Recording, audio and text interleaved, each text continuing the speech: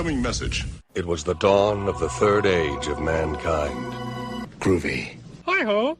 This is me, Kermit the Frog. Hello there. Moopsie. I find your lack of faith disturbing. Oh, for crying out loud. Not a great plan. Program complete. Enter when ready.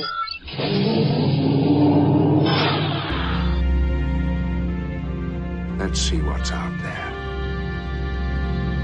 Engage. Different roads, same old spark. Talking track till the street lights spark. We're either sci-fi guys riding warp speed waves. Mack and DT cannon lighting up the airwaves. Blasters of books, we're geek to the core. Laughing through the lore on those sci-fi guys.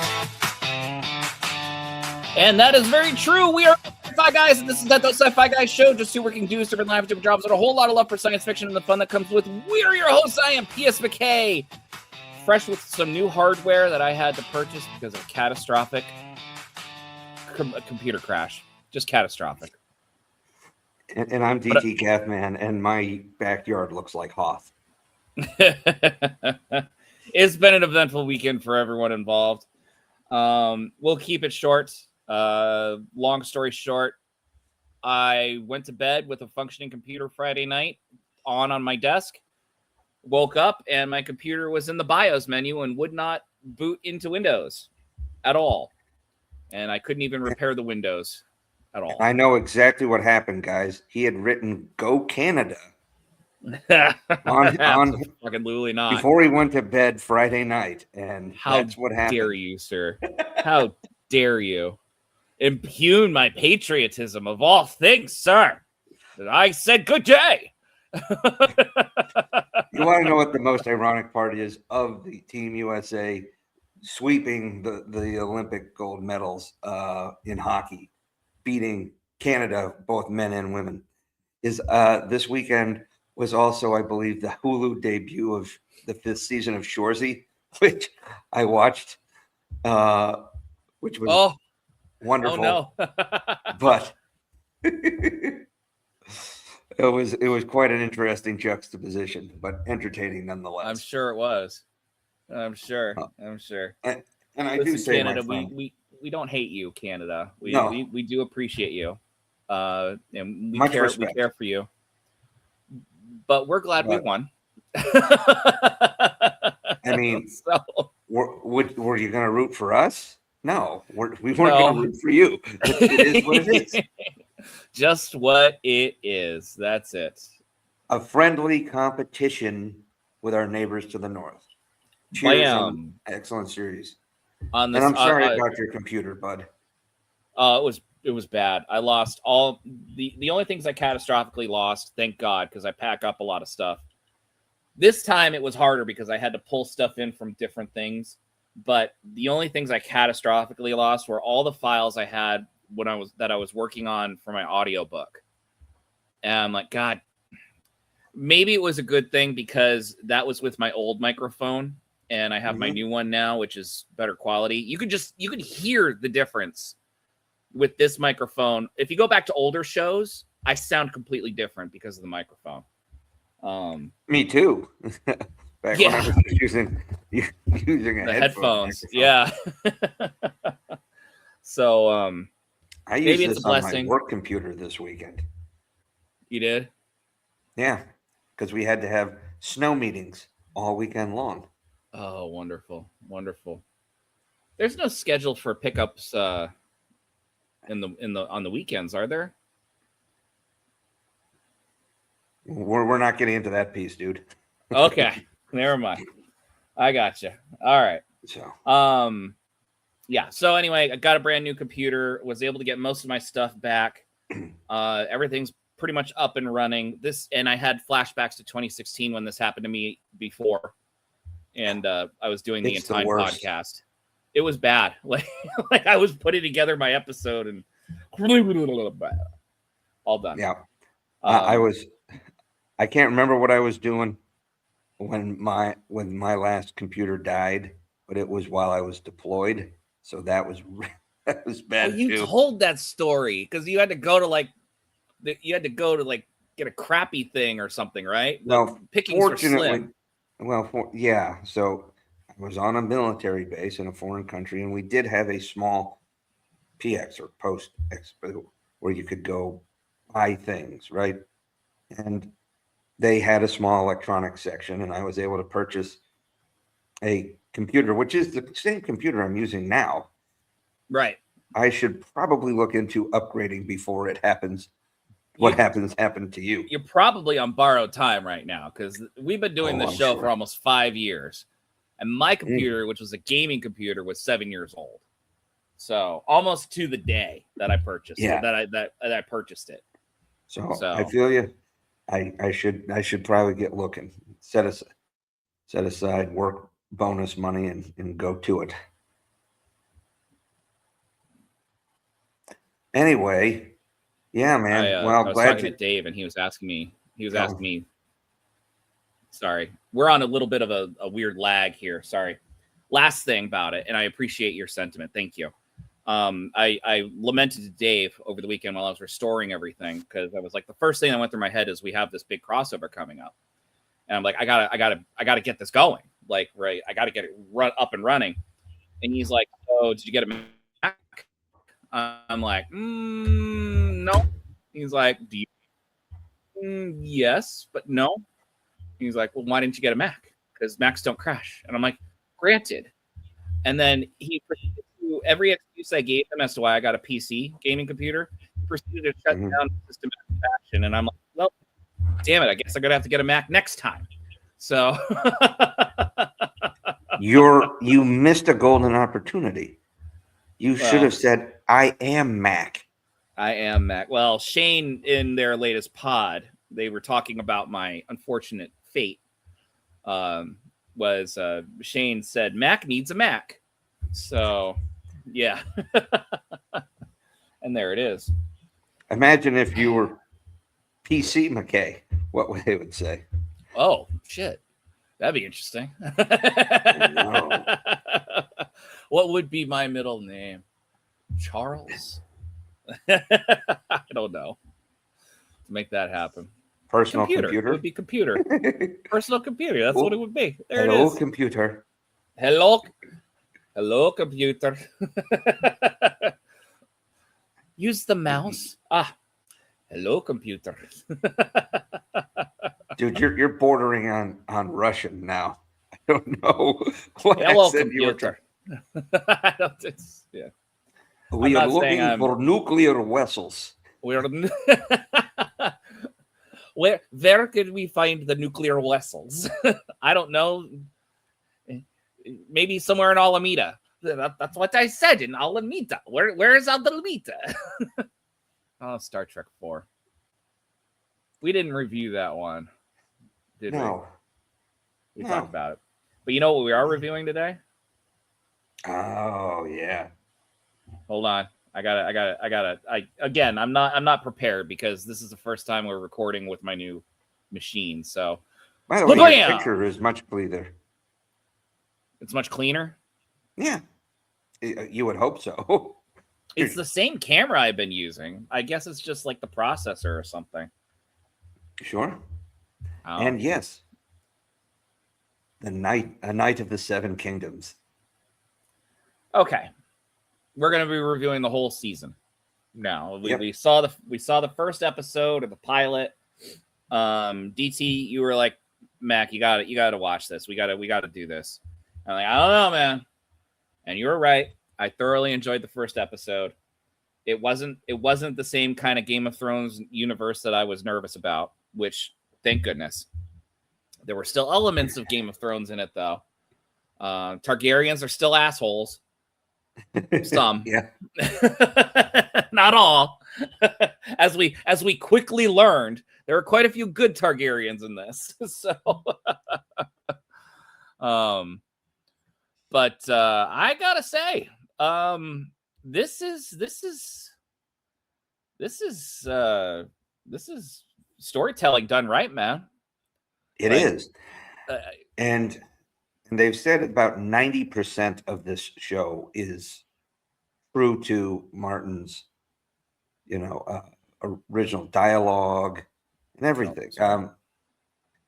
This, and of course, just to recap for everybody who don't know, A Night of the Seven Kingdoms is the name of the new series. It is both a sequel and a prequel. It literally resides about halfway between House of the Dragon and A Game of Thrones.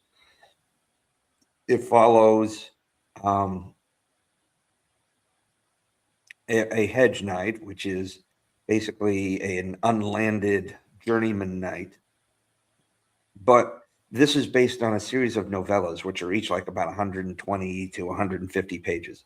So combined, all three of them are maybe the size of the smallest of the Game of Thrones original novels, right? So, and so each season is going to follow one of these novellas. And supposedly, George R.R. Martin did have some layouts of other novellas that he's given to the showrunners for possible fourth seasons and beyond, because the story consult on the storytelling, not write it though. You better not write. He's got what is it, Winds of Winter, that we've been waiting for like 3,000 days. Yeah, something like that.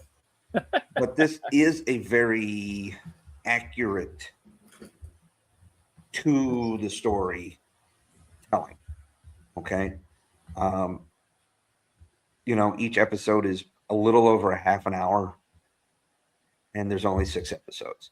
So they're not doing what Peter Jackson did with The Hobbit and take a small amount, oh my God, and just bloat it.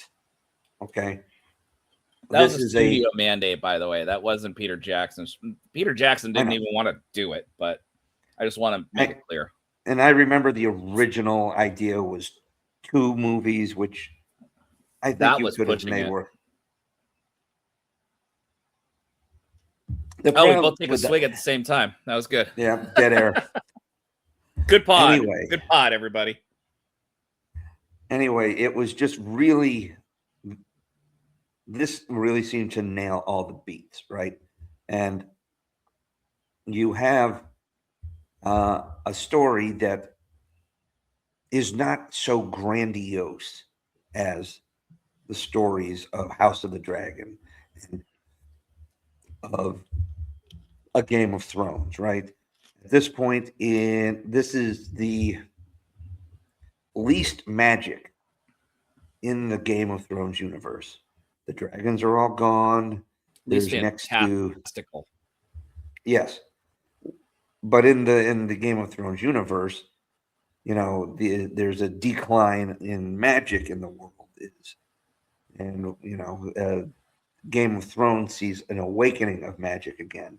The White Walkers, the dragons coming back, seeing giants and children of the forest and the red gods and all the shit that comes out with it. This is very much, it's almost like a night. Sorry. For those of you who have seen that early 2000s classic, which features a young Robert Baratheon, mind you.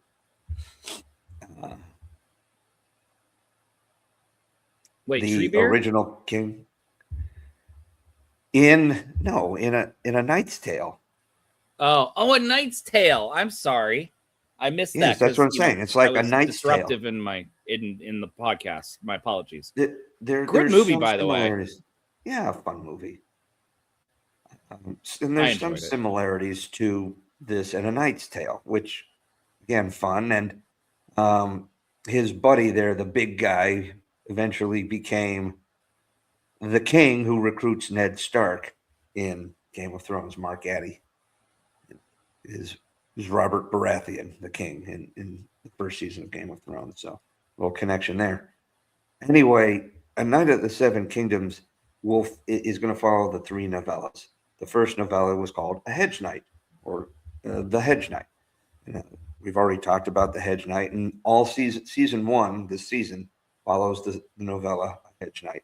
And it is basically the origin story of Sir Duncan the Tall. Question. Yes. A Night of the Seven Kingdoms is a good title. Is that the name of the novella series? Or The did name they of just the do that for the TV show? A Night of the Seven Kingdoms, I believe, was an episode name in Game of Thrones, and but the name of the novellas colloquially is a Dunk and Egg. Okay.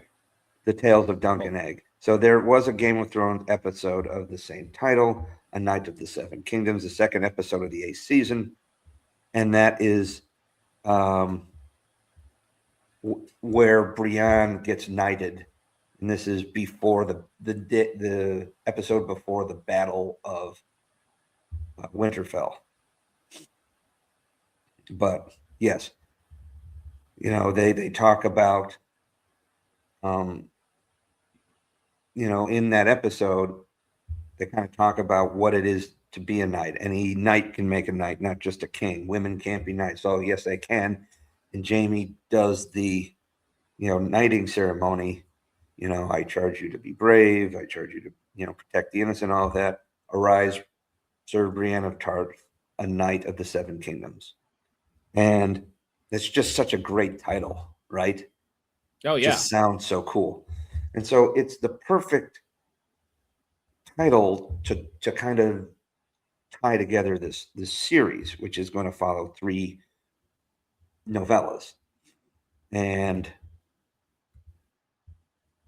But A Knight of the Seven Kingdoms does sound, it's very similar to A Knight of the Realm, Yeah.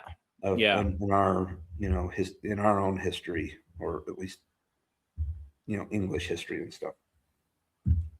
But so what did you think of the whole season, right? Because there's a little bit of, compared to compared to Game of Thrones or even House of the Dragon, there's a lot less brutality.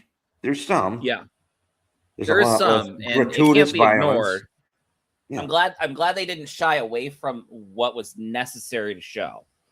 Yep. I wouldn't even say it's gratuitous. I would just argue it was necessary. You got to show the brutality of what jousting and dueling is. Sure. And it was brutal. I mean, it was a fight to the death. I still can't understand how, in a time where every life was precious, life was treated, and this is from real life human history. Every life was treated with such disregard. And something that was supposed to be fun and a celebration was a fight to the death. Like, I understand the mentality was different back then, and they translated that very well to this show. It's just jarring for a modern sensibility person such as myself. But you've seen the world. It's probably a little bit different outside. Cheap. Yeah. It should be sacred, but it's cheap. It is. You look at Game of Thrones. You look at House of the Dragon. For the most part, they deal with the machinations of court, the political scheming of great houses, vying for the Iron Throne, right? Here you see what the peasants, or what they call in Game of Thrones universe the small folk. And our hero is a nobody from the slums of King's Landing. Yes. Who had the, I guess, fortune to be, allowed to squire a knight, which got him out of a relatively awful situation. Mm-hmm. And is Sir Arlen of Pennytree his mentor, the knight he squired for? Is he the shiningest example of knighthood? Maybe not. Did he save Dunk's life? He did. Looks like No. at least twice. And you see a kid who's just had the shittiest of upbringings, so much tragedy in his life, and all he wants to do is the right thing. He believes what was taught to him. He believes the code. He believes, yes. He believes, yeah, that gives him meaning. It does. I thoroughly enjoyed that this man believed in a code, and the whole theme of this TV show was him trying to earn that code and that moniker of a knight. He was already knighted, we think. I don't know. Or was he? I don't know. They kind of left it ambiguous at the end there. That's for sure. Which I think also helps strengthen the cause of this, you know? I agree. Yes, it does, because it gives him more urgency to earn the code. And, you know, no one really has to know if he was really knighted or not. I mean, as long as he embodies what the code is of a knight and he shows it to everyone. I mean, here's the fun part. So he has to earn every bit of his status to be able to compete in the games.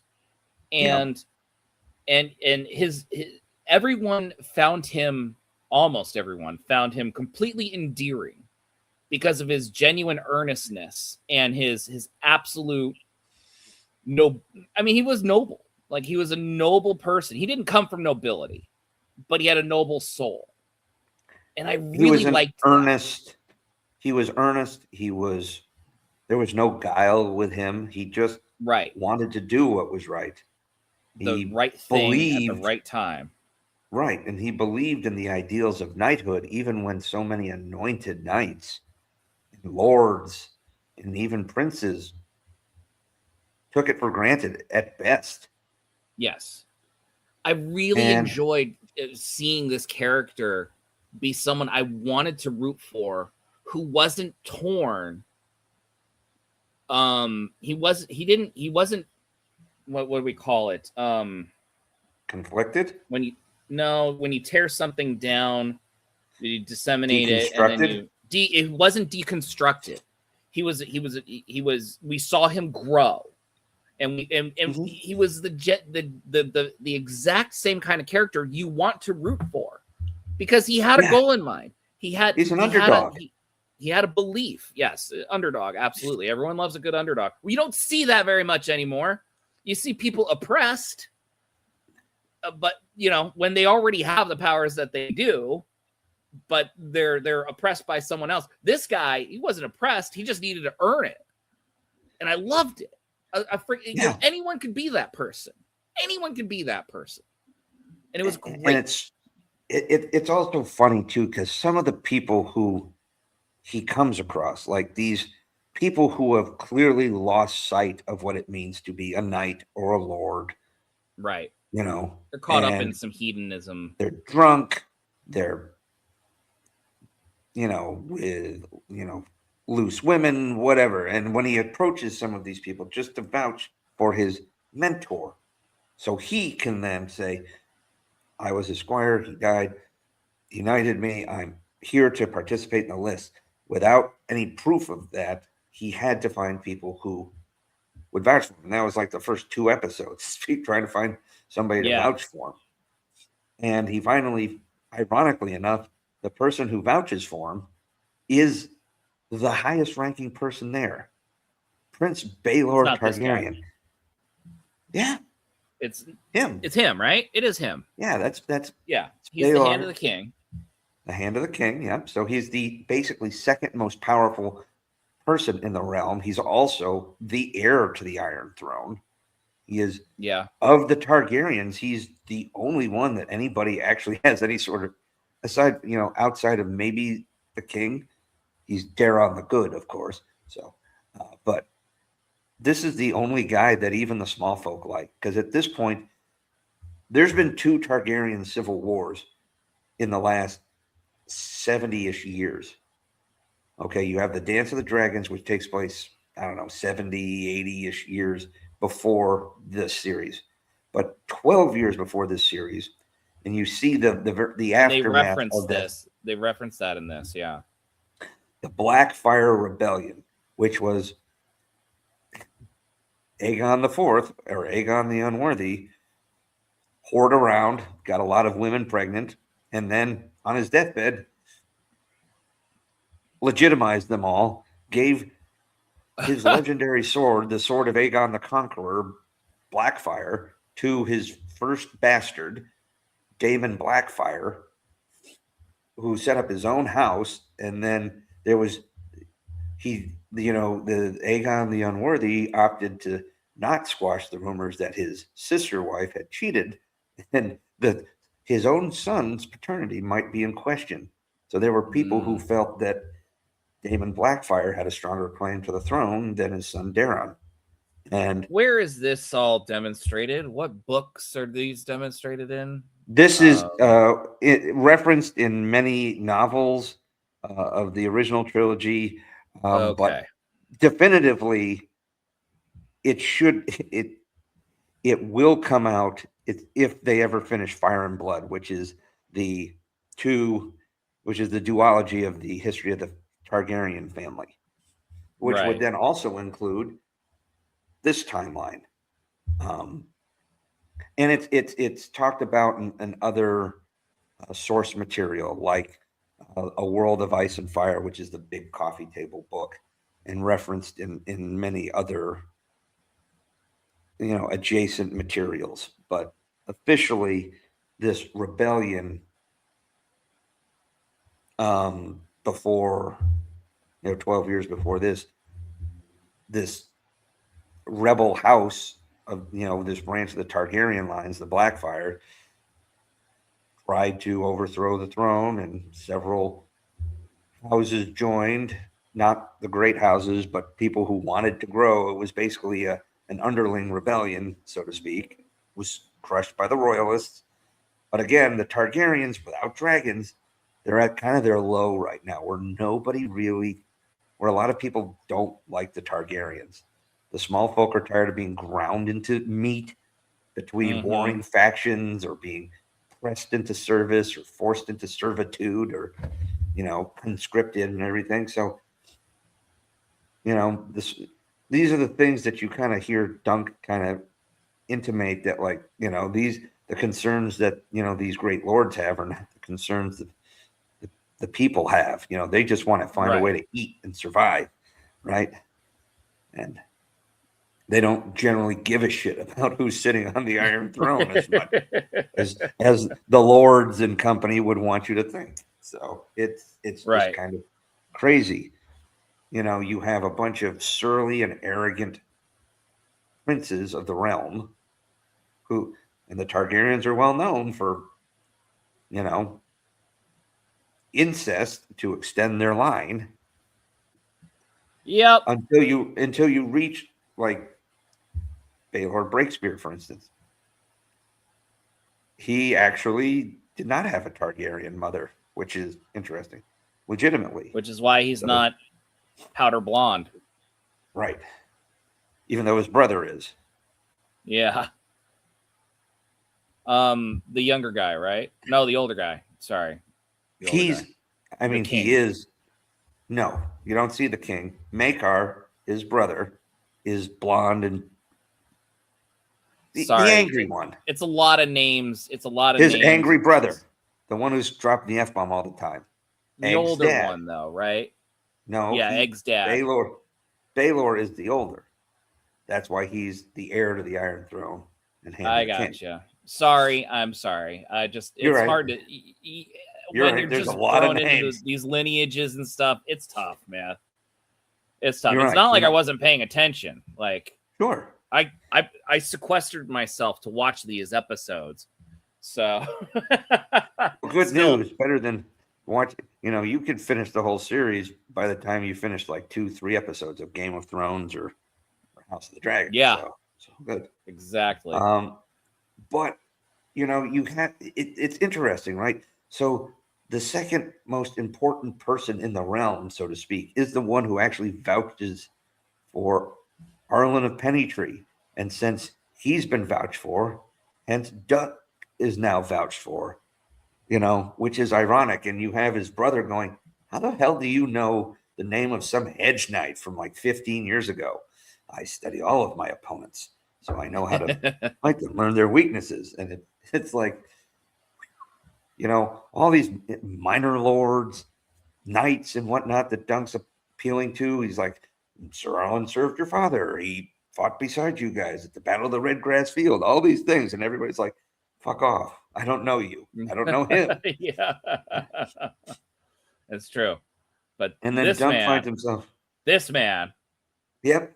I sincerely adored. I loved this guy. Oh, he was fantastic. Like, they were good people. That was the other part about this. It wasn't just Dunk, but there were good people in this. And good people were not condemned automatically to death like Game of Thrones was. And we'll talk. I got you. I know what you're going to say. Rest his soul. But well, I was going to say Dunk kind of, he had a chance to lose a hand and a foot or have to fight for his life. So, and that's the funny thing, right? So like the very first Targaryens you see are just, they show up, they got all this fancy armor and, the King's Guard and all this. And the ones you actually hear, they're white dicks.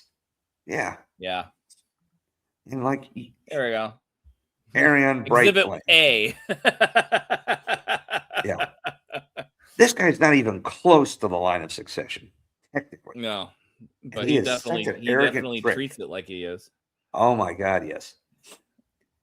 This guy embodies the worst of the Targaryen madness, so to speak. He's cruel. He's mercurial. He's arrogant beyond arrogant. He asked Dunk to like wipe down his horse and fetch him wine. And he's like, I'm not a stable boy. I'm not a cupbearer. I'm a knight. And he's like, oh man, knighthood sure looks like shit right now. Yeah. It's true. And and Dunk's whole relationship with Egg, where it's, Egg never lies to him, doesn't tell him he's not a stable boy. He just never corrects him, right? The lies of omission. Right.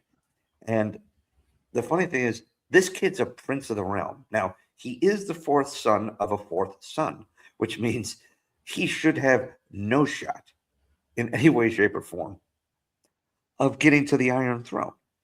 So he could be an obnoxious little brat like his older brother, or a drunk like his other older brother, but he's not. He is inquisitive. He's a bit rebellious, and he does have an extreme hatred of one of his older brothers. Yes, and it was Egg who saved Dunk's, I wouldn't say life, but it could have been his life. It would have been his life. It would, because he was going to be curb stomped. He was going to be curb stomped. But then Egg also rounds up the other members of his Trial of Seven, which had he not had enough people to do it, he would have forfeited and either been executed or, maimed. So. I was referring to the end of episode 3, where we find out that Egg is a Targaryen, which, wow, by the way, if you didn't know, I had no idea. I had no inkling that he was. I tried not to spoil any of this stuff for you. Yeah. You did a good job because, damn, like, spoiler alert, everybody, he's a Targaryen, this guy. He shaves his head because he wants to hide his Targaryen lineage. Oh, by the way, it's short for Aegon, which of course is the most powerful name in Westeros. It is. But he, just as Dunk is about to be curb stomped, he, Egg runs in and stops the proceedings, and then Dunk eventually gets thrown into jail, and it's because of Egg that he's not executed. And The plot is very simple, and I like that. I'm not saying that's a bad thing. It's a good thing because it doesn't. It's straightforward. It's not pretentious. It's straightforward. It allows the audience to just be able to in a world of all these goddamn freaking names, like and all these families and all these lineages that I'm supposed to supposedly know. I barely realized who was related to whom in this show. And I have watched all of Game of Thrones, but I have not read any of those books. Not one. So I am very unfamiliar with a lot of the names. And I'm terrible with names anyway. So my perspective is someone who's just a lay person who liked Game of Thrones enough to finish it. But here's the thing. Like, for me, somebody who's read the novellas, you know, it was still amazing to see it happen. I knew the beats of the story, right? Yeah. Yeah. But, like, the scenes with Lionel Baratheon, you know, in the tent. Oh, yeah. Then the dance-off. Then the tug of war. And you... Oh, look at that. I almost planned it. The tug of war. And when, like, Lionel bails on it to go get a drink, it's just, like, it's hilarious, right? Mm-hmm. He's like, I'll be back. You guys keep it up. And he literally walks out. And that's what happens when you're one of the, 8 or 9 most powerful families in the entire continent, right? Right. He just walks right out. And he goes and takes a drink from somebody. And Dunk, who's the big guy, and he's trying to anchor everything. And he's like, Lionel, where the hell are you going? Egg is demonstrating his intelligence. I don't know if you caught it. But as they get close to the line, and he's like, if I cross the line, we're done. And he pulls himself up onto the rope. So he's technically not dragged across the line. Yeah, that's true. And then Lionel comes in. Yeah. And Baratheons are supposed to be strong, right? And, he adds it back in and they pull it. And then it's like, if you won the Super Bowl, they're like jumping on each other and he's tossing it in the air. And it's just like, it's like a dude fest right there. Yeah. It's fun. It is. And it is fun because you see this guy who's this mighty lord who is jumping up and down like his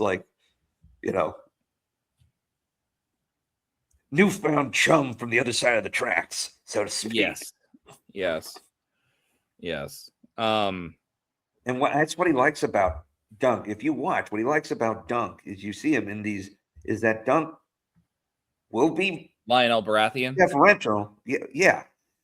What Lionel likes about Dunk is that he's pretty straightforward. He's respectful, but he doesn't go out and sycophantically kiss his ass, right? Like he's not sucking up. He's just polite. He's doing what society tells him he needs to do, in face of and he likes it. A powerful lord. He did. But it also tells him that Dunk isn't out to kiss ass and use him. It just means that Dunk is just being respectful. And that's what I like about this, because you see the people recognize the genuineness in his soul. I know I'm sounding very spiritual about this, but you don't see this on TV anymore. That's the key. Especially not on HBO or in Game of Thrones. Most people who have a good soul in Game of Thrones die a very horrible death pretty early. There is no justice in Westeros. Let me just say that. Mostly. This is one of the few examples where you actually see it work. You see it play out really well. You know what? And that's why you have a guy like Lionel Baratheon. When it does come down to the fight, he's like, yeah, not only do I think this guy's pretty all right, and he also taught those punks a lesson, and now I get to fight some of these dudes. Fucking great. Some of these guys are like, all right, I can see it. So you have some, the two biggest scene stealers of this entire show, right, are Daniel Ings as Lionel Baratheon, and then Dunk's other buddy, Raymond Fossaway, played by Sean Thomas, who's just a good dude.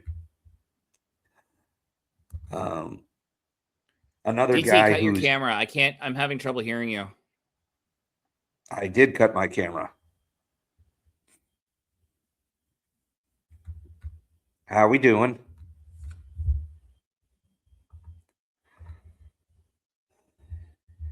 Okie dokie.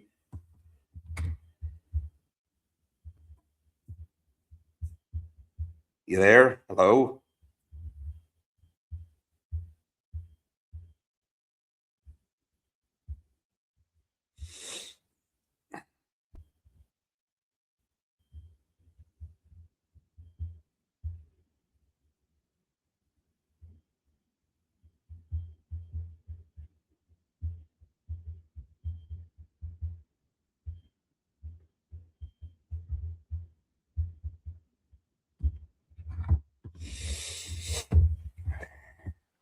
All right, I'm back. I don't know what happened there.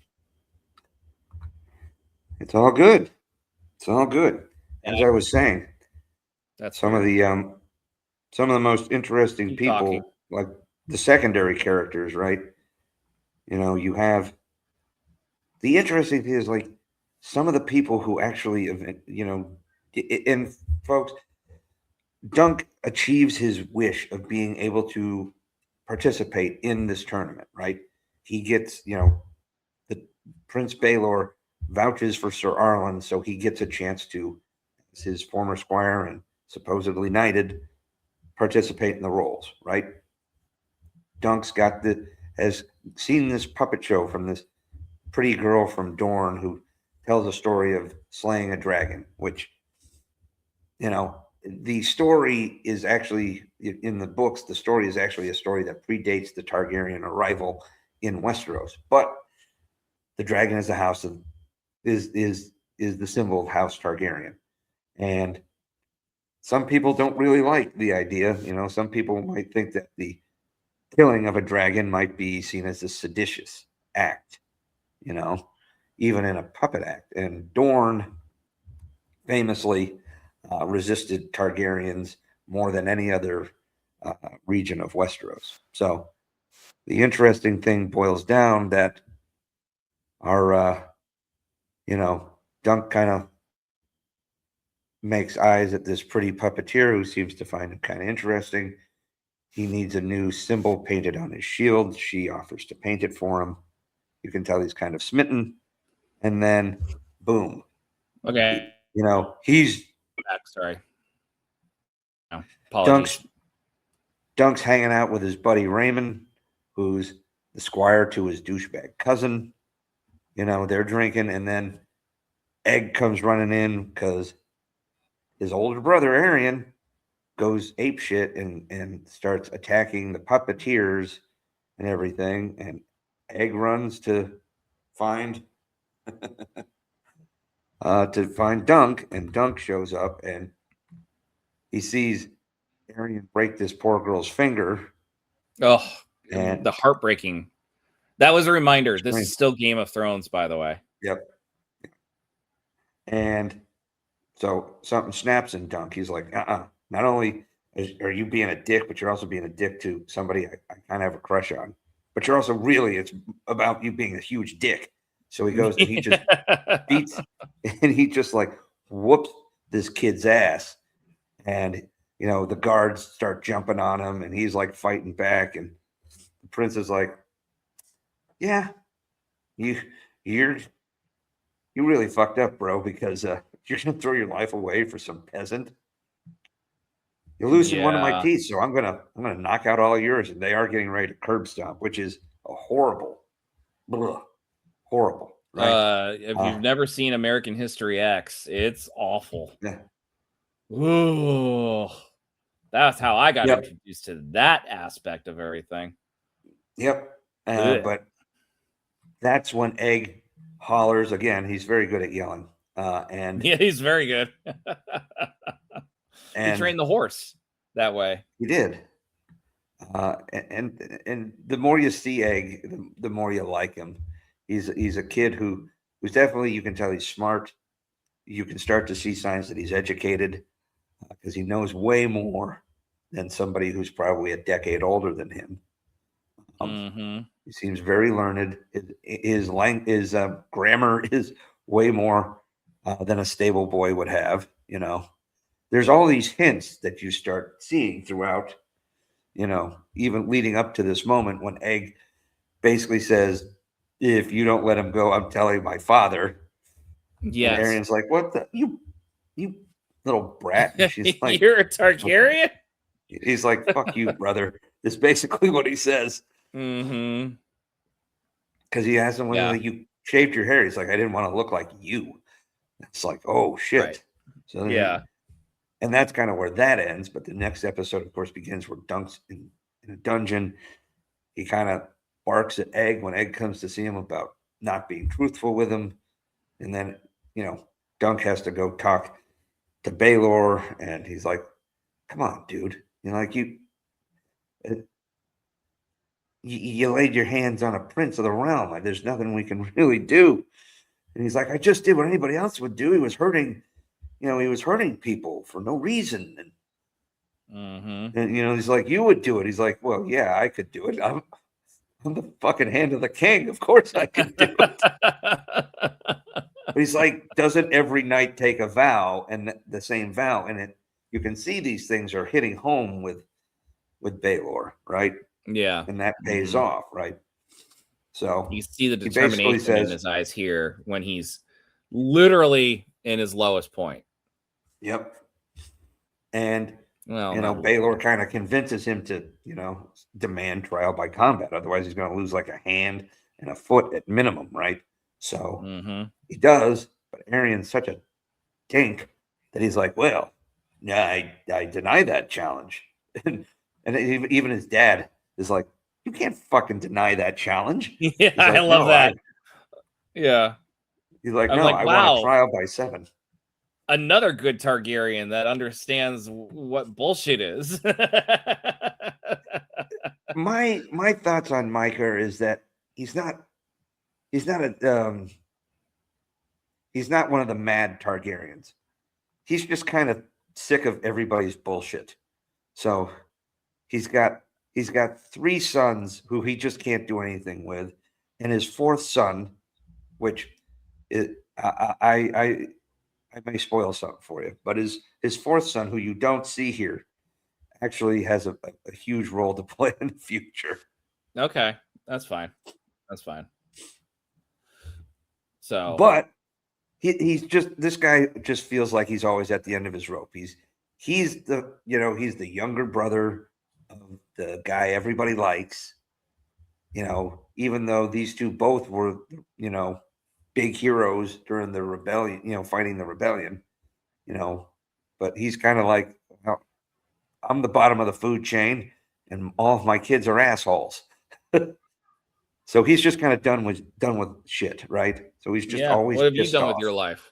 Like it's very simple. Like when they arrive to the tournament and they announce all of Baelor's titles, and then they go, "And his brother Micah," and he's like, Yeah. "What the fuck, man?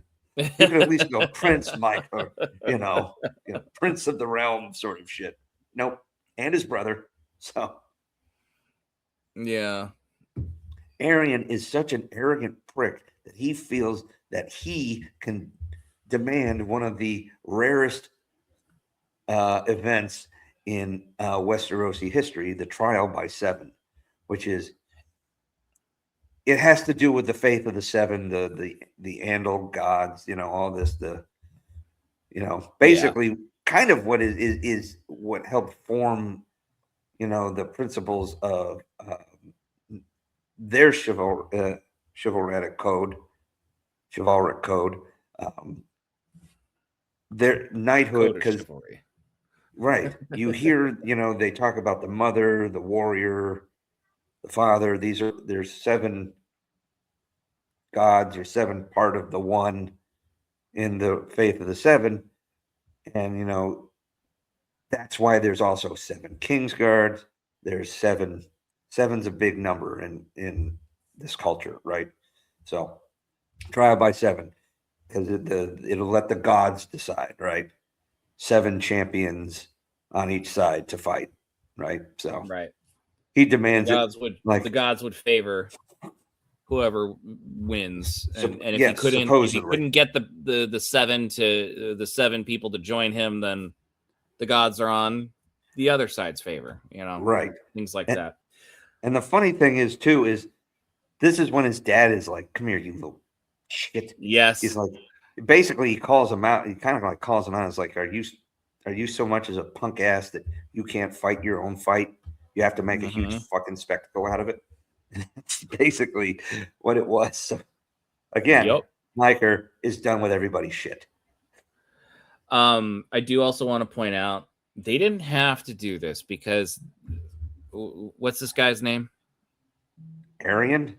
He did the actor did a very good job of portraying Arian as a prick. But the coup de grace in his portrayal here in this very scene was while he was sitting there with everyone, commiserating about what to do about this trial, he was slamming walnuts and eating them as he was responding to all these serious questions. The height of prickology. Oh yeah, and even more so, anytime anything fell on the floor, the guy who's going to get it is actually the Lord. That's Lord Ashford, the guy whose place they're at, the guy who's hosting the tournament. Oh, because he's like the lowest ranking dude in the room. Now he's got to go fetch this guy shit. Oh, that just shows you the hierarchy. Yeah, well done on that scene, because that's interesting. So now it leaves up, how does Dunk, because nobody knows him, how's he going to get 6 other people to stand with him, right? He thinks he's commiserating with his buddy Raymond, who's the squire to his dick cousin, and they're kind of on the same level to a degree. Like Raymond's at least from a semi-noble family, but he's also kind of treated like shit by his prick older cousin. So he's like, but then his cousin's like, "Oh, I'll get you dudes, don't worry, we're on your side." And then by the way, to compound this issue, Arian's other brother, his older brother, fucking accuses Dunk of stealing egg. That's right. Yeah. That's Prince Dayron the drunk. Because he got drunk and lost track of his brother at some point. Do you see him? He's the drunk who had prophetic dreams about Dunk. Yeah, that's him. That's him. Okay. This is the guy who like waved a knife at Dunk when he came to the inn in the first episode. That's drunk right. Out of his mind. That's right. I forgot about that. He lost track of his brother, and so he pinned it on Dunk, which compounds everything here. So now, in addition to assaulting a prince, he's also accused of kidnapping a prince. So, there's all this shit. Even though he comes up to him and he's like, "Yeah, man," he's like, "You." Dunk almost put his fist through him. Yeah, he had a good redemption story here. It's less of a redemption as it is an owning his own mistakes per se. How is that not a redemption? Because he doesn't tell anybody else. He just kind of admits all this shit to Dunk. He made it good to Dunk, though. He made good with Dunk.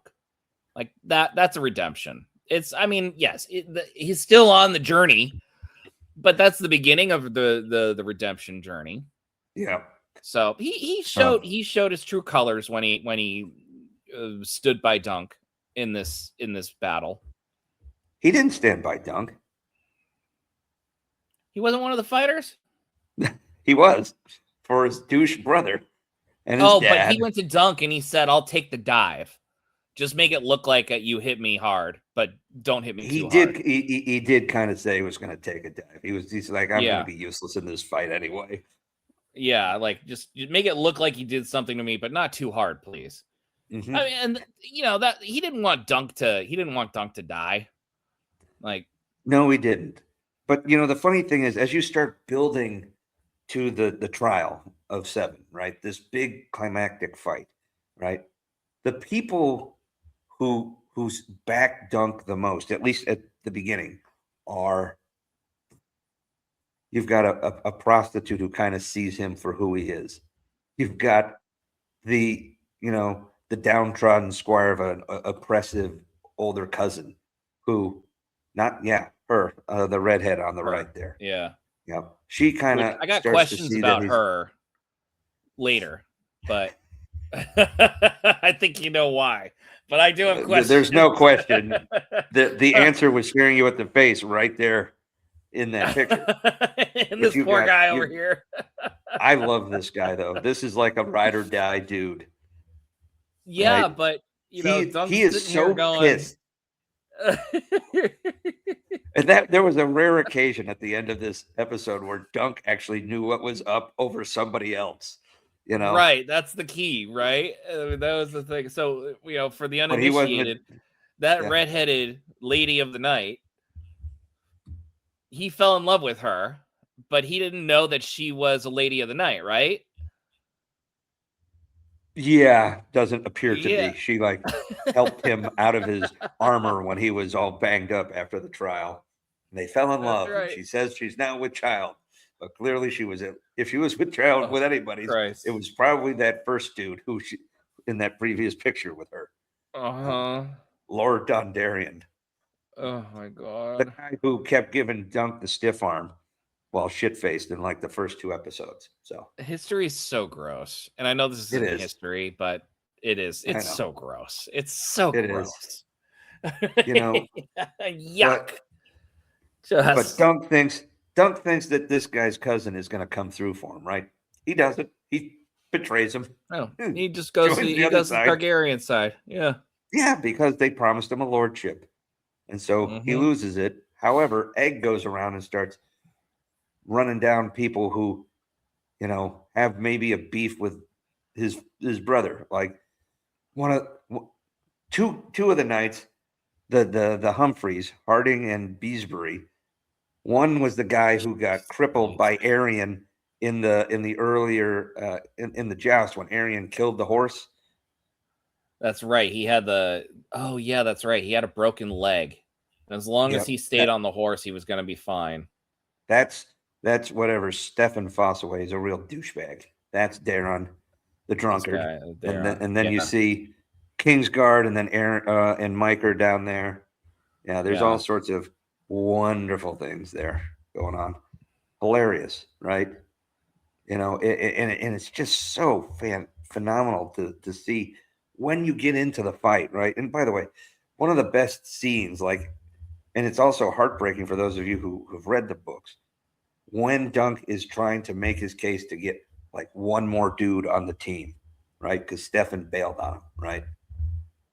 And then out comes Baelor Targaryen in the armor, riding up the Game of Thrones theme, swelling in the background, and he goes, "I will take Sir Duncan's side." And everybody's like, "Holy shit, the hand of the king!"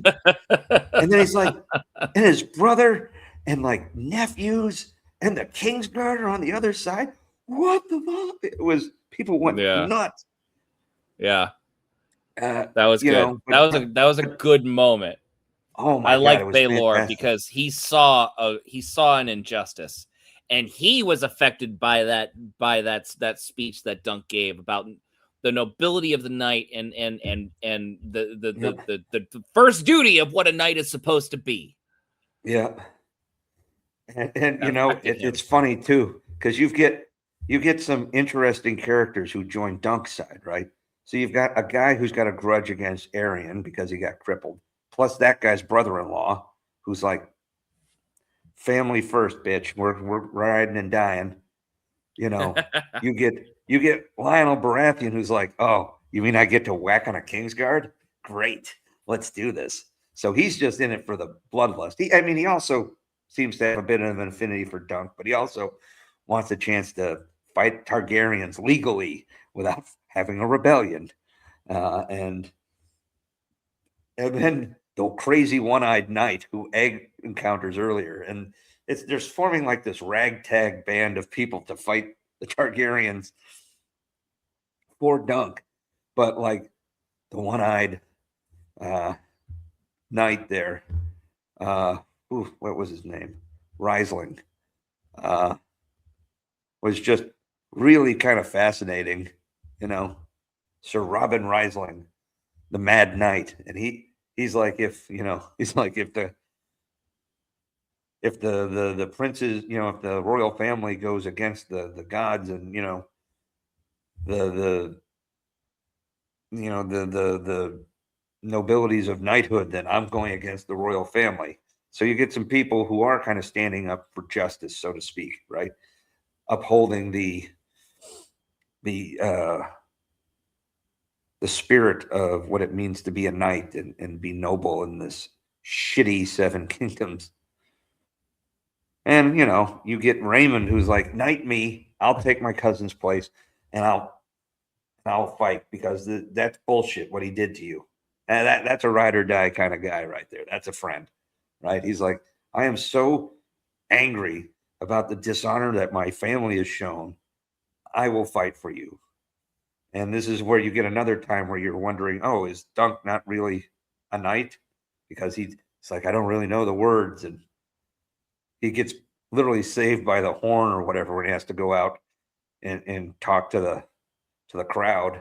And Lionel knights Raymond so that they got at least 6. He's like, I can fight with 6, right? Yeah, that's cool. No? Oh, trying to recruit people. And then you get the heir to the Iron Throne riding in. This baller, dude. It was so cool. And it was a great way to end the episode. And then episode 5 starts wild. You've got this crazy, the joust, the melee, and then Dunk kind of gets knocked on his ass, and you get a flashback to how shitty his life was before he met Sir Arlen. It was wild though, man. And I gotta tell you, I know some people kind of wish that you saw more of the trial by combat and a little less of this, subconscious flashback to Dunk's origin. But I didn't mind it. I kind of liked seeing a little bit of it. I would like to have seen a bit more of the trial of 7. But look behind you right there. You see Arian and Dunk in this brawl in the mud, but right behind him is Lionel Baratheon taking on a member of the Kingsguard. You can tell by the antler helms and the all white. And that's what he wanted to do. He wanted to fight the Kingsguard.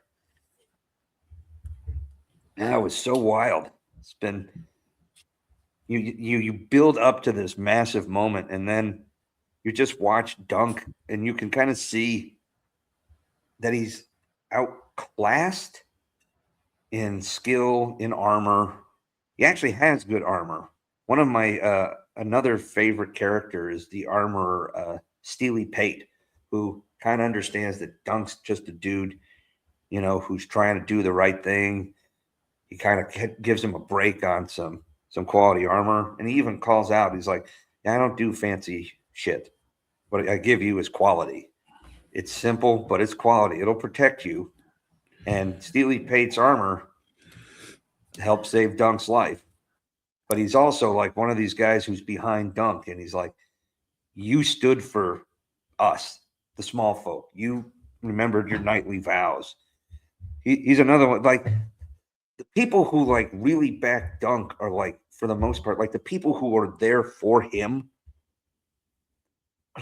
You see like a prostitute, you see an armorer, you see a squire, you see a runaway kid. All of these people are backing him. And then you start to see like the small folk already hate the Targaryens. Like, there was a riot when Arian killed the horse and injured Sir Humphrey. Oh yeah, right? Yeah, and all They the were throwing Kingsguard shit had at to him. jump in and Yeah. By the way, really well done scene, showing that kind of crowd control and jumping. Like the I say choreography, but It's choreography. it includes blocking and choreography, but the choreography in the show is fantastic. So is the cinematography. Yeah, it's exceedingly well done. It really This show had no right to be as good as it was. No, it's so good. And you're right. I think to a degree, it's the simplicity. The story is relatively simple. I'm just a unproven simple man trying to make my way in the galaxy. Exactly. That's it. That's exactly it. That's exactly it. But less sinister than unlike Boba other Fett. things. Yeah. Well, That and was really, weird. all this is a man wanting to do the right thing. He protected the innocent, which is in the vows of knighthood. Uh-huh. It's what Jaime Lannister said to Brienne of Tarth. It's what Lionel Baratheon said to Raymond Fossaway. These people you hear these vows, and this is exactly what Dunk did. Protect the innocent. Mm-hmm. Uphold your knightly vows. He And did he it. Keep going. Sorry. And he did it near the cost of his own life. Okay. Yeah. He didn't even think twice about it because he saw an injustice happening. He didn't think even twice about trying to stop that injustice. And he's just a big-hearted kid, a guy who just wants to be a knight. He wanted to be a knight. He wants to uphold these principles that he's been taught, that he's observed, and maybe some of it's rose-colored glasses too. But he believes in these vows, in these qualities, and it's one of the things you like so much about him is that he even he makes sense to some of these people like Baelor, like Lionel, like even later, even Miker. You get some of these people like these lords, these knights, these princes who even start to see maybe even some things from his perspective, right? Yeah. You see that he makes an impact on Egg, who is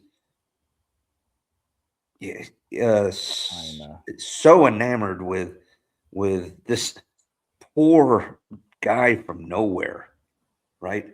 In a positive way, and people like a person with conviction, right? And you see this kid who's poor.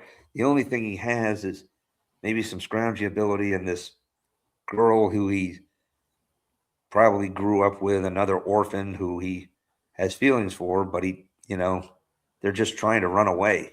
I just made the connection as to why he liked that other woman of the night, why he found a fondness in her.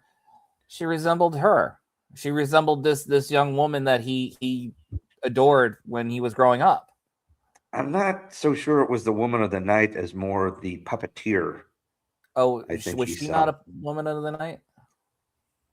The puppeteer was not. She was a puppeteer. Ooh, my apologies. I know she was a puppeteer. Cancel the puppeteer. She was not. Okay. But well, I can understand why he had affection for her because she reminded him of this young woman when he was younger. By the way, fantastic casting with these two. Like, my God. Oh, yeah. Like, you would think that he's related to this younger actor in some form. Like, got the same look, the same kind of eyes and everything. Just like, wow. There is something, Rafe, this young woman who does bear a bit of a, to a degree, a little resemblance to I'm talking about him. But yes, the young Dunk. I'm talking about. He definitely looks like it could be a younger brother. Almost. Absolutely. Right? Yeah, something like there is definitely some kind of familial resemblance. Did you talk about the structure of the last episode? Or was it the second to last episode? It was the fight, right? The fight was the second to last episode. Did you talk about the fight? Was the second.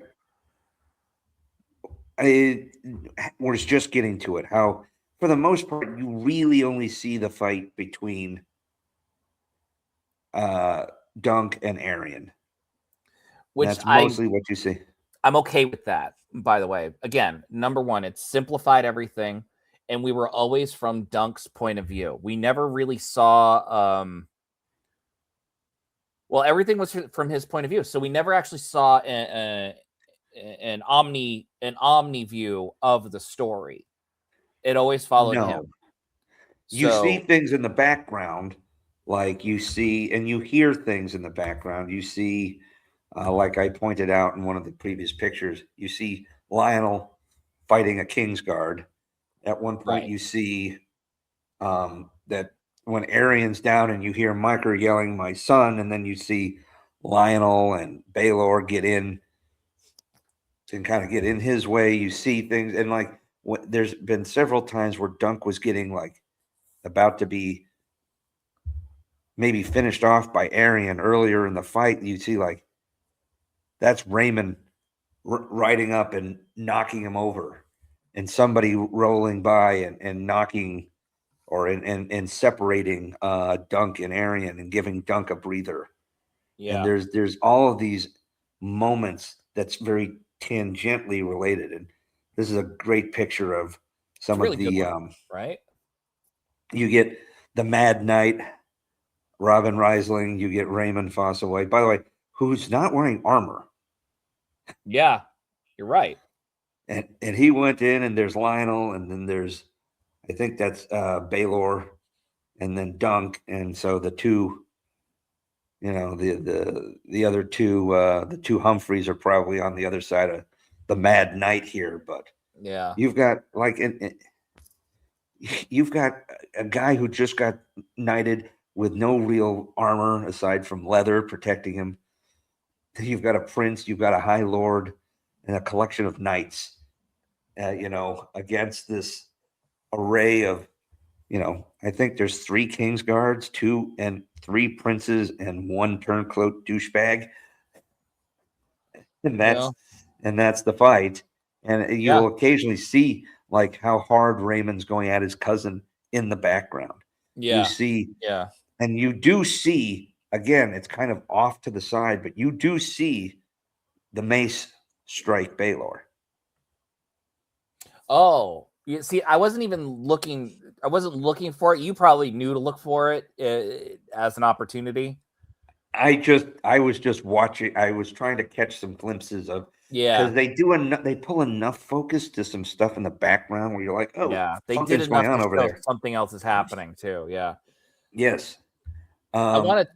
Can I talk about the structure of this episode? Please And how, do. I mean, because it was magnificently done. And this is the editor. This is the storyteller in me. So, I had to Good. take a Keep me swig. down. So here's Sure. the thing. This episode was not 30 minutes of just fighting. Okay. We had 4 episodes leading up to this 5th episode here. And we're like, man, this is going to be crazy. This is going to be awesome. It's going to be. I would liken this episode to the episode of Clone Wars where Darth Maul goes to Tatooine and faces off with Obi-Wan. Rebels, but yes. Oh, Rebels. Sorry, Rebels. It was not 30 minutes of fighting. The fighting starts and Dunk goes after Arian. Aaron. I'm never gonna get it right. Yeah. I'm never gonna get it right. Just accept he it. Is kind of Aaron, isn't He's he? Aaron, yeah. So he goes right after Arian, and he gets hit. He gets knocked off his horse right away, and you're like, oh, he was told to stay on his mountain as long as possible. He's immediately knocked off. Like you're like, oh, that's not good. And then he gets hit by the mace, and he's basically knocked out. And then he has this flashback to when he loses that young girl when they're recovering items from the battlefield to sell. Yep. From the Black Civil War, the Blackfire Rebellion. Yeah, Blackfire Rebellion. Thank you. We see that aftermath. And I'm sitting here going, wow, there's just like fighting all the time. That's the Civil War and another. Ooh, okay. But that's a good 10 minutes of how we see Dunk meet, was it? I want to say Sir Arthur of Pennytree. Arlen, thank you. Arlen of Pennytree. They wouldn't do Arthur, I know that, but Sir Arlen of Pennytree, where they basically,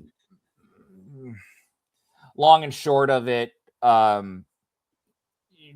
Pennytree intervenes while he and his girlfriend are being assaulted by this what would you say?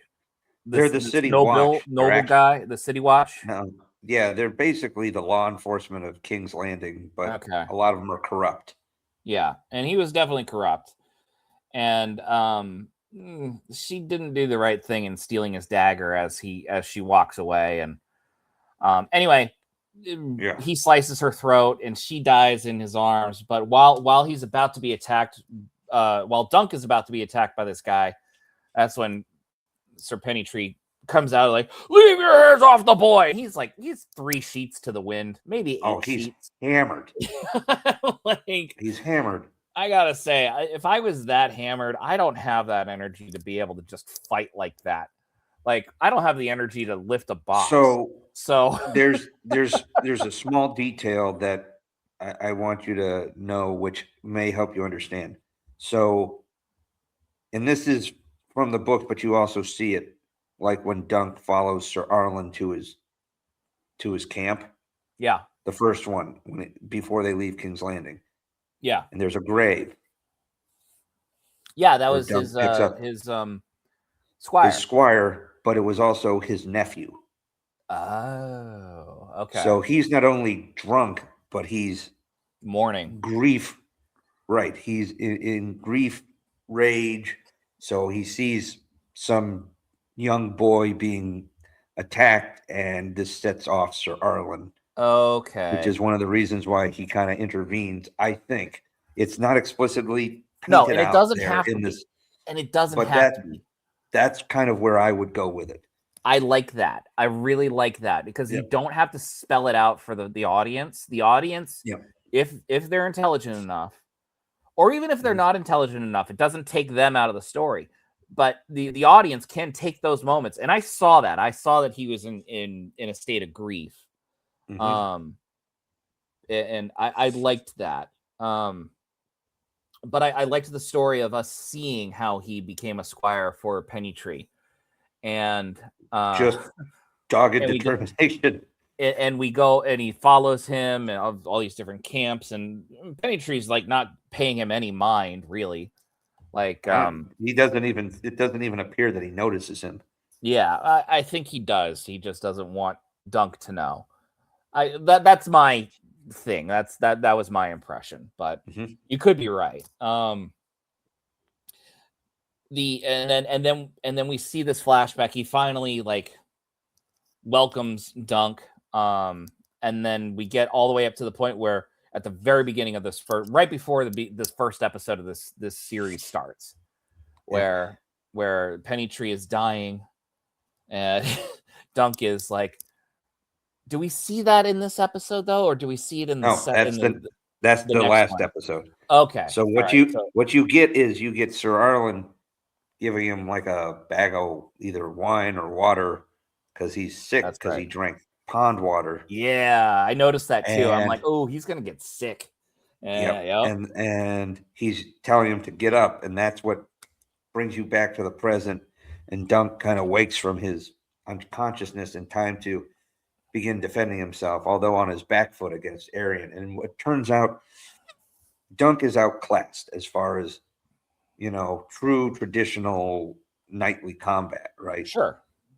Arian is going toe to toe with him, and he's got better armor. He's trained by Kingsguard and Masters of Arms, all the time. But the longer the fight goes on, and even as bad as Dunk is getting injured, you see one like the helmet that he gets from Steely Pate protects him from losing his eye, from getting his head caved in, and some of these things. Like you hear that with the armor, he's like, I make good stuff, but I don't make it pretty. It's going to be utilitarian. He's like, I don't put dragons and wings and everything on it, and it is quality armor.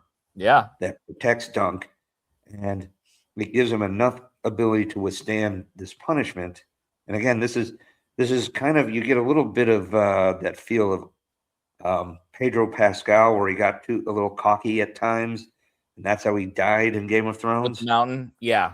Yeah. With the mountain. You see a little bit of that with Arion. And Yeah. what you realize is that, however, when he gets close to Dunk, that's actually the worst place to be, because Dunk is a scrapper from Flea Bottom. Mhm. And what eventually ends up happening is Sir Duncan the Tall cannot beat Prince Arion Brightflame, but Dunk from Flea Bottom can beat the dog shit out of Arion. Yeah, here's And Dunk's when it comes, armor. Yeah. see, it's very utilitarian. It But works. it's very quality. Yeah. Yep, it's well made, especially that helmet. And you hear people talking about my visor's jammed and all this. Like, there's not a moving piece there. No. So that's something else. Smart. And Friggin' smart. By the way, all that armor, at least 100 pounds. I would Yep. gauge at least maybe 150, to be honest with you. Mm. I have you ever Right. worn chainmail? No, I wore You wore Keldar plating. BU. I get it. I get it. I wore body armor. I'm gonna say I know the exact analog of this, and that's chainmail. I've worn chainmail. It nearly knocked me to the floor, and it was just the upper torso chainmail that went down to your knees. It was like a robe, A little tight in the chest. Almost fell down to the floor. But good armor, right? So he has good armor. Yeah. Mm-hmm. And there's times when and look at the armor from the nobility here, right? Yeah, it's all fancy. Look at this bullshit. The Fossa ways, their symbol is the apple, so he's got apples all over him. The Targaryens with the dragons and the spikes and all this fancy shit. That's Darian being drunk, and that's Raymond getting knighted. Daeron the drunkard. Yep. But Aaron, you know, but you get, the funny thing is, and that was really kind of neat, as you hear the juxtaposition with Lionel knighting Raymond and Dunk going up to speak for himself. It was really kind of neat. And of course, look at how fancy Lionel's armor is. Right. You know, stags and gold and everything. So, but you get, once it gets down into literally a knife fight and a slugfest, and that's where Dunk takes over, right? Even though you have the "did he die" moment and Egg yelling, you know, "Get up!" See, there's Steely Pate in the background, the blacksmith, who's like one of the unsung heroes of this brawl. I apologize for exiting out. I'll find it again. All good. It's all good, man. There's hundreds of pictures that you could choose from. There's so many. There's so many. Yeah. And the hard part is finding the relevant ones that we're talking about. Okay, stop right there. The one in the top right corner. Oh, yeah, him. Yeah. One of my favorite. Might as well be the mountain himself.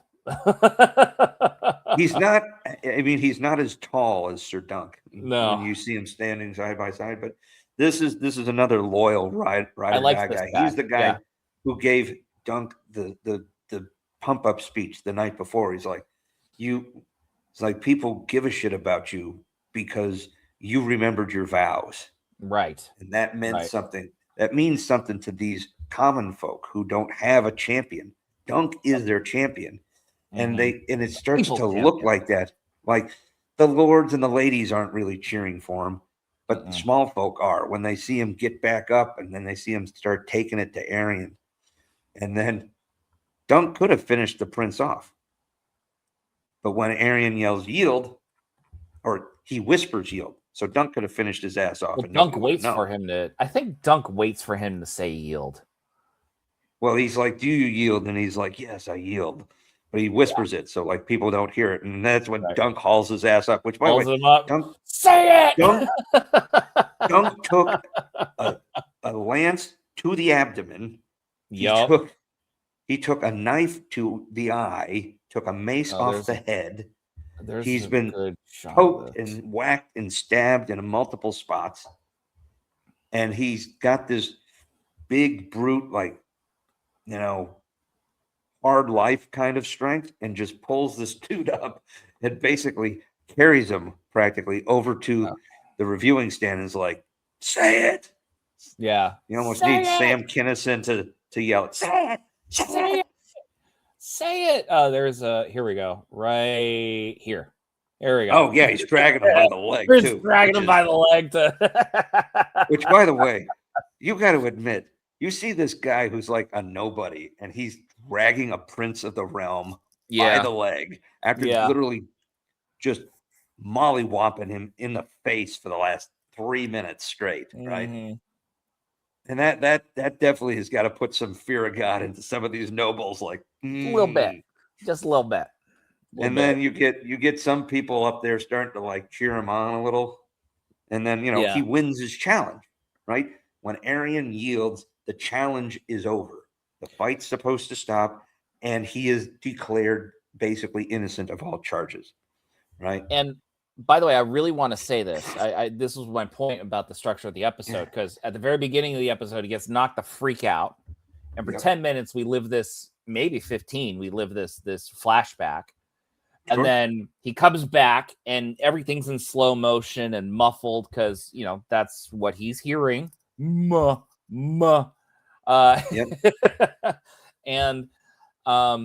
literally the whole fight lasts maybe 5 minutes. Maybe, but it's so brutal that it feels longer. It feels like it's a whole half hour.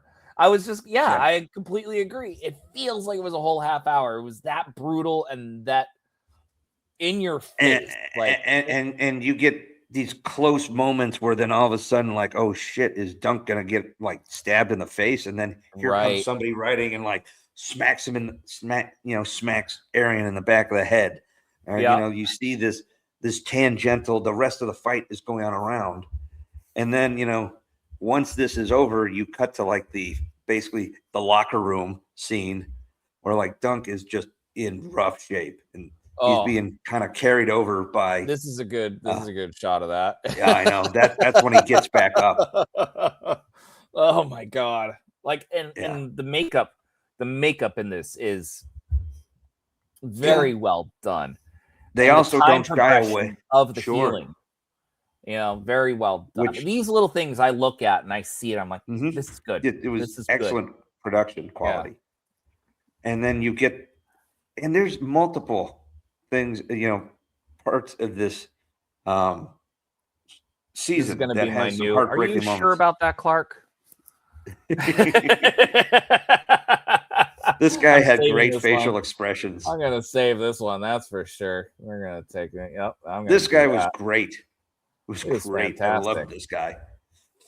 But you get the moment, right? And there's a couple of really, I would say, heartbreaking scenes, even in this episode, like when Rafe, his girlfriend, gets murdered. And you're like, oh shit. Yeah. Or like maybe at the very beginning. Right. You knew something bad was gonna happen. You see some heartbreaking things in this episode, but they're in this show. But I think the most heartbreaking scene is, they're in the, back room and they're trying to take care of Dunk, and you got the armor and you got Raymond. No. And they're like, but Dunk's first question is, did anybody die? Yeah. Right. So Dunk's won his challenge, but he wants to know, like, people fought for me. And unfortunately, the two Humphreys died, but everybody else lived, right? He's like, yeah, just those two dudes. He's like, oh, good. And here comes the prince. And he's like, you're, and he's complimenting him. And I could use men like you. Or yeah. And Dunk drops to a knee and he's like, he thanks him. And he's like, I'm your man. And that's good. But he's like, I can't get this off, and he's starting to wobble a little. Fingers feel like wood, and then you got, and the visceral reaction when they take off and even here's something really kind of, it's like, I can't undo the helmet, and the armor goes to helmet. He's like, oh, it's kind of jammed in to the other parts of the armor. He's like, my brother's mace. He was always so strong. Like, he's complimenting his brother, right? Right. Yeah. They take it off, and then like everybody's like about to like vomit on their shoes, and then you get and written in the book, it's a more gratuitous scene, like where they say like you can see part of his head is exposed, like his brain is exposed. His brain was exposed. We just didn't get a but you good can't- shot of it. Right. Which It was a quick. He turned. You saw it, and then they cut away. But right. it was there. His brain was exposed. You're like, that skull's gone. Like, right. They did a good job of keeping it mostly just like dark blood and dark hair, so you can't really It's see anything. one thing to read it, it's another thing to Yeah. see it. Sure. Yeah. Which I didn't mind. I didn't mind them avoiding the super graphicness that Game of Thrones is known for. Right. So, and he collapses and Dunk's arms, and fulfilling the prophecy that Daeron the drunkard is about, seeing you, standing over a fallen dragon, right? Mm-hmm. And you hear Dunk just basically crying and begging. He's like, please. He's like, I'm sorry, because he's like, I just got the heir to the Iron Throne killed for me, some useless hedge knight, right? Mm-hmm. And just the whole weight of everything is just rushing down on him. And that's what happens to a good man. Yeah, that's what happens. It's I'm not speaking. I mean, not to speak for myself. Sure. But as a humble person, I've been humbled many times in my life. I do not feel worthy of people to put their lives on the line like that in any or their reputations on the line from me. Never mind their lives, Sure. Like, and if something bad happens because of that, I'm freaked out. It freaks me to freak out. You take it to that other level. You understand. It's hard to argue with it too, right? Right. Because it's like, and it's also another example of bad things happen to good people, particularly in Game of Thrones. He's like, right. Dunk was just doing the right thing, and what happens? He ends up getting 3 dudes killed. Oh, by the way, including the heir to the realm. Mm-hmm. So which all done legally, by the way. So by the rules of the kingdom. Okay. It was Arian, or Aaron. Yeah, Aaron jacked it all up. And then the whole last episode is all the aftermath and everything that falls out. That last episode is the epilogue. It really is. Like, and that's okay. I like that. I like having a wrap up. Sure. And it also kind of sets up. It also sets up the future installments too. Right. But you get Dunk, who's, he's being, Lionel's tending to him, and he's kind of thinking like, why did I live in a prince? But you can also tell that Lionel's got a little bit of beef with the Targaryens, especially when he's like, well, after the roast, come see me, and you can come work for me. The roast, meaning when they put Prince Baelor on the pyre, his funeral, he called it a roast with such. Yeah. And it's funny, like Lionel is just so. I enjoyed Lionel. He is. Yeah, I mean, there's nothing to not like about him. I mean, but you can tell he does have some frustration, and you can see it here from like the Fossaways, the Baratheons. There's not a lot of love for the Targaryens right now. No, there is not. There's not. And it becomes more and more clear, even though Baelor is still relatively respected and beloved by a lot of people. Even Lionel, who fought side by side with the guy, is like, fuck it, man. He was a prince of the realm. He wasn't going to do shit for you. I stood for you. He's like, Baelor said he was going to go fight the Kingsguard, who can't hurt him anyway. Right? He had less to lose than the rest of us. That's right. Right? Yeah. And it's a valid point. Lionel did have everything to lose. And it is a very valid point. But you also, it's like, but Baelor, I think, understood. And it was a very calculated move too. Even if he does appear to believe Dunk and believe in Dunk and take his side for the right reasons. But even if he didn't, it would be a smart political move for a Targaryen to stand on the side of a commoner, because they're already unpopular particularly with the small folk.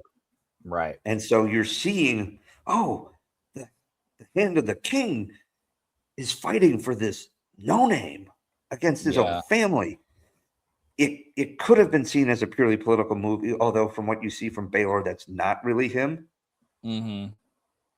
But even if he was more, I don't know, cagey politically, it would have looked, that way to the wider populace. But ironically enough, you get this woman who actually stands and cheers for Dunk at one point. I know she kind did. But she also kind of apologized to him for giving him a hard time earlier. He's like, I'm just trying to ask some questions. It's like, you don't need to treat me like shit. And she's like, he shamed her into that a little. And she's like, all right, you're right. Damn it, you're right. I was an asshole. Like, and it's funny, although everyone got a little humbled in front of Dunk. But he also, at times, it seemed like brought out their better natures. He did, and that was the purpose. Like, maybe not always. Humbled. You have to be humbled in order to bring the better part of yourself out. And Dunk was that catalyst. He showed the better nature of what people could be, and people were reminded, oh, this can happen, and I can be a part of that. And we saw that. We saw it with Baylor. We saw it with his friend who was also a squire that became knighted. Who fought with Raymond, who fought without. It's Ray. Who fought without armor. Who fought without armor. But with honor. And Egg, who was a child of the Targaryens and who had a complete life of privilege ready for him, and saw a man that he wanted to serve, not to serve him.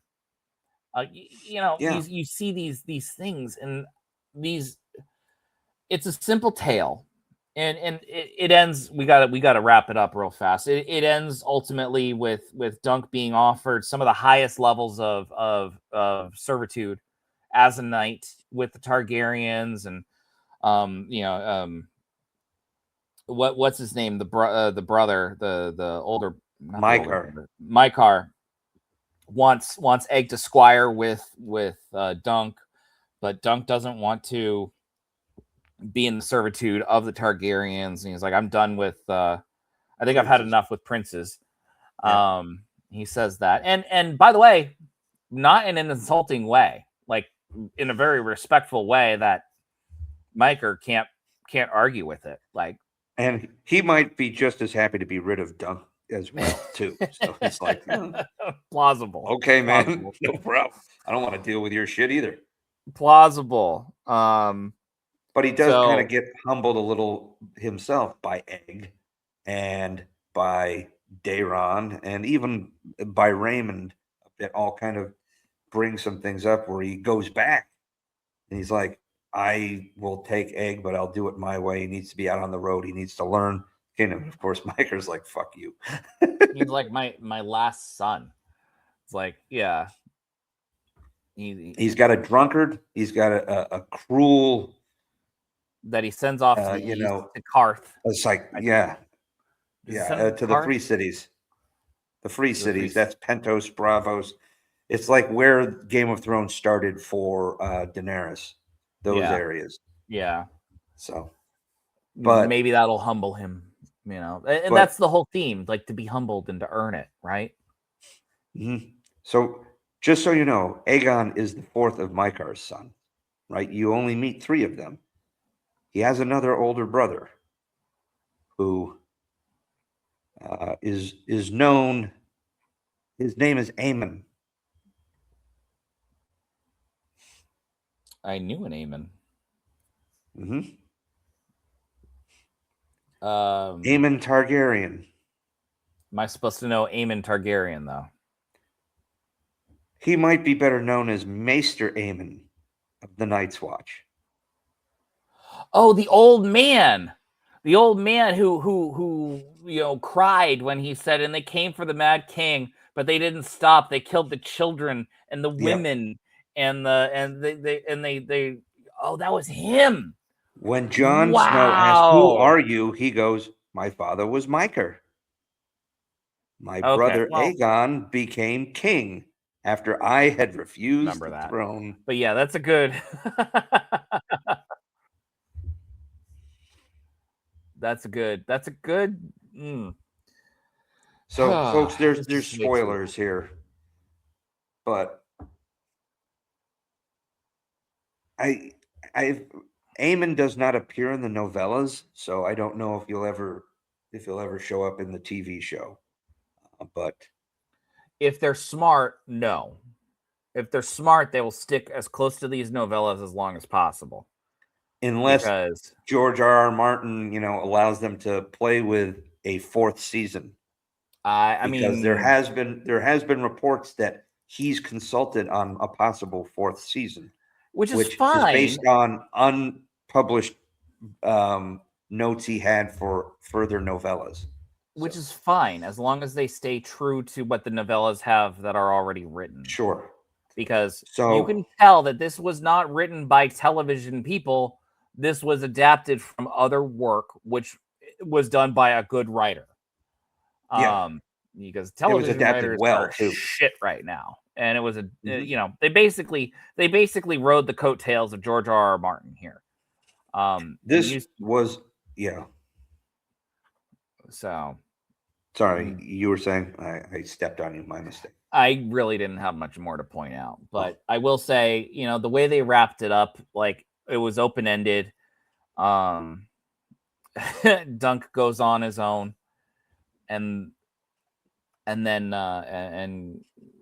Egg shows up. It's like, my father sent me to you, and then we see not the Lannisters, the Targaryens leaving the campground, and we see Myker. Yeah. We see Myker going, "Where's Aegon?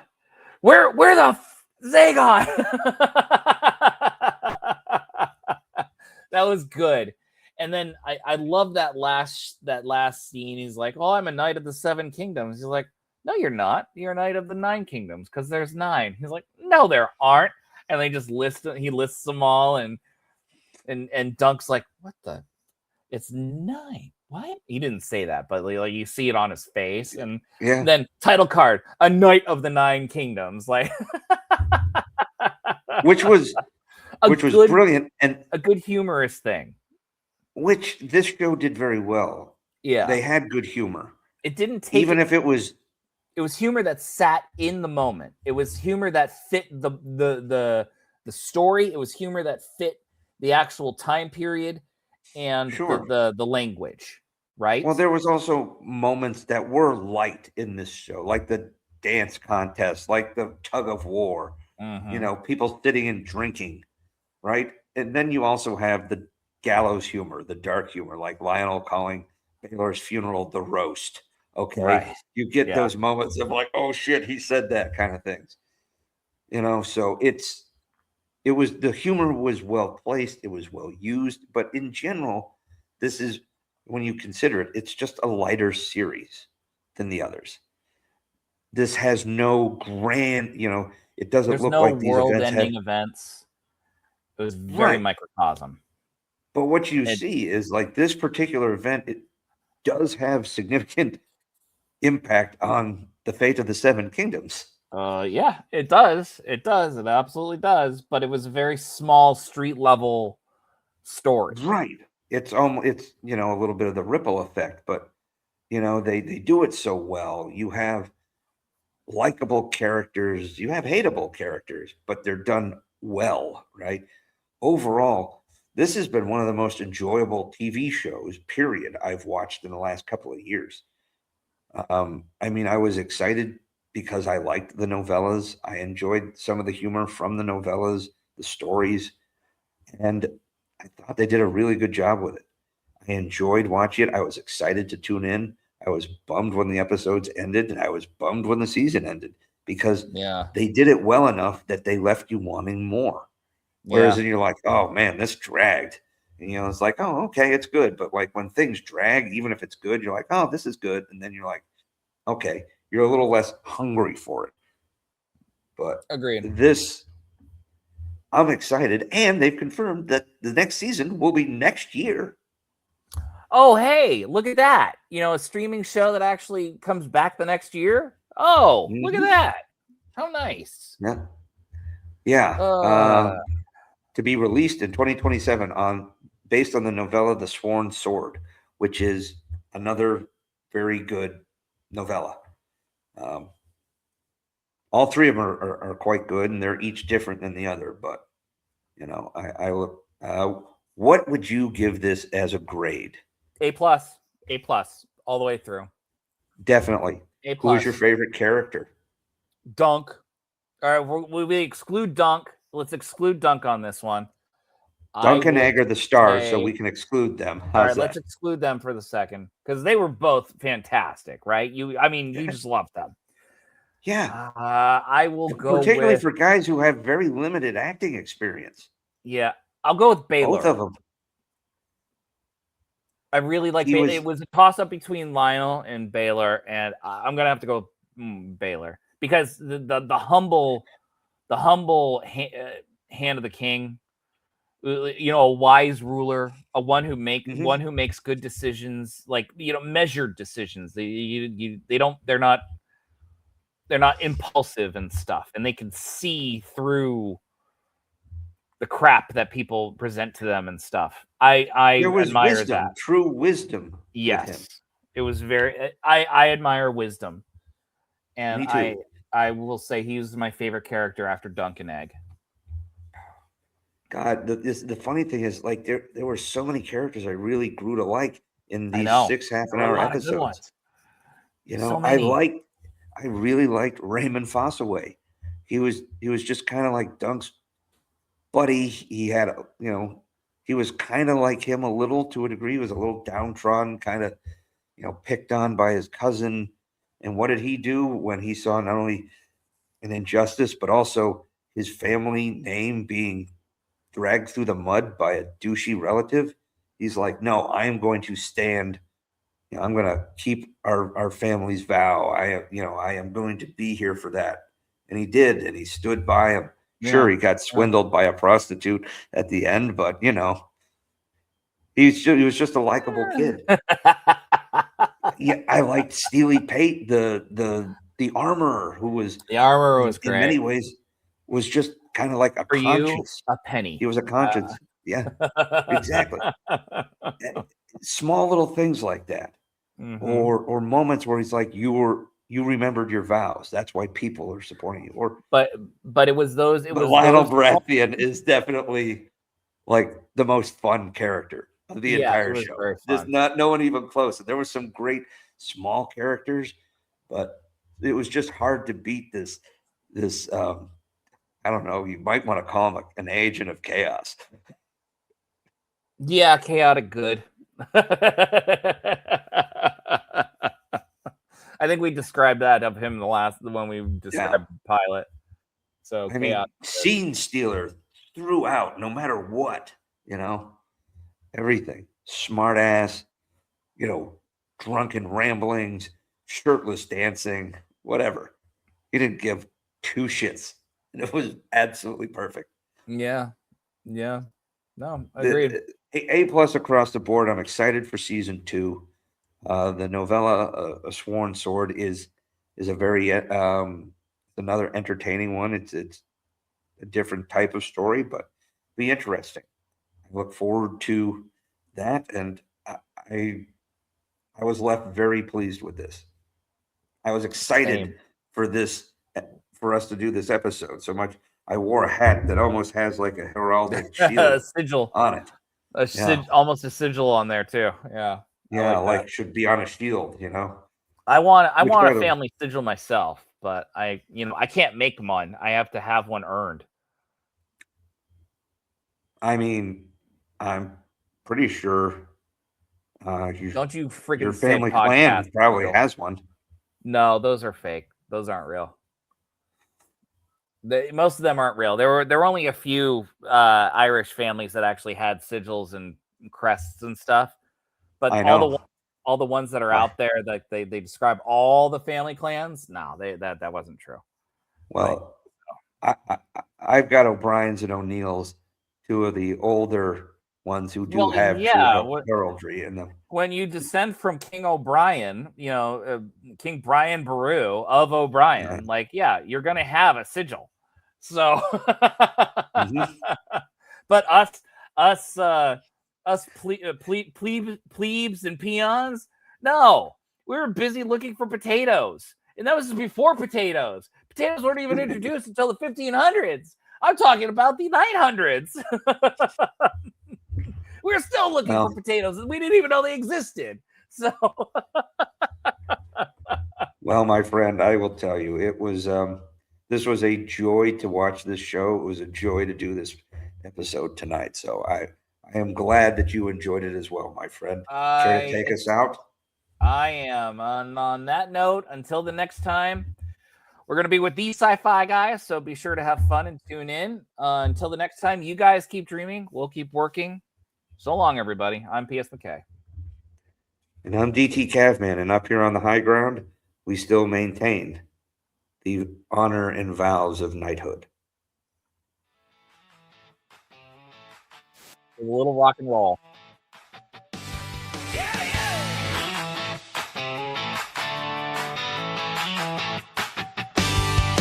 Mack's got a pen that can warp the stars.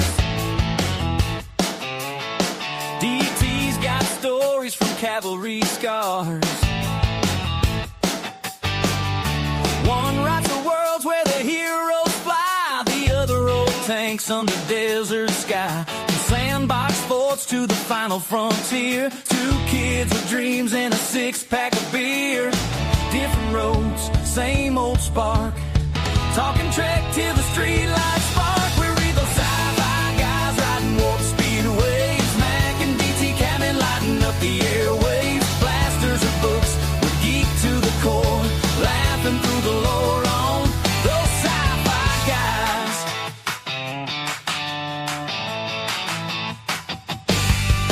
Mack spins a tale about a rogue AI.